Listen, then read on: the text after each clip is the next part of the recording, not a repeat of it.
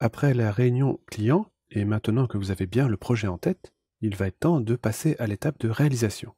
Pour cela, nous allons faire une sorte de brainstorming à l'aide de croquis.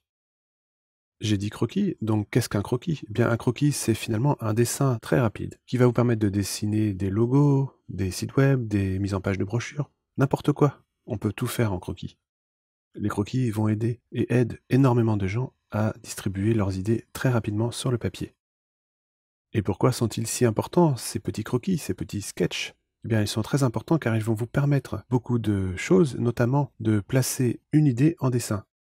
Si vous êtes comme moi et que vous avez beaucoup d'idées qui arrivent en même temps, il faut les ordonner. Je ne peux pas tout mémoriser et ne garder en tête que la bonne idée.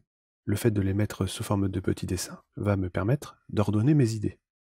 Cela va vous obliger aussi à avoir plusieurs idées, c'est-à-dire vous remplissez une feuille de croquis, et bien tant que la feuille n'est pas remplie, on se force un petit peu, on pousse, on sort tout ce qu'on peut, et finalement, on va voir que dans les idées du début, il y a des choses, mais aussi dans les idées arrivées à la fin. Un autre point important, ça vous aide à élargir le champ de vision. Je m'explique. Si vous pensez avoir la bonne idée du premier coup et que vous travaillez directement dessus, après avoir fait un mini croquis, mettons, et que vous allez dans Illustrator ou InDesign ou Photoshop, et que tout de suite vous commencez à travailler, vous peaufinez, vous êtes dans le détail. Eh bien non, si ce n'était pas la bonne idée, s'il y avait d'autres pistes, c'est trop tard. Vous êtes sur votre truc et vous pensez que c'est la seule solution. Non, non, il faut prendre du recul avant de passer à la réalisation. Enfin, le croquis ou les croquis que vous lancez sur du papier ne sont pas perdus. Ça vous permet de constituer une grande base d'idées et éventuellement de vous en resservir plus tard pour un autre client ou pour ce même client finalement. D'où l'intérêt de faire des croquis sur une feuille, de les scanner, de les garder sur un coin d'ordinateur, dans un dossier quelque part. Le croquis, c'est pour maintenant et c'est pour plus tard.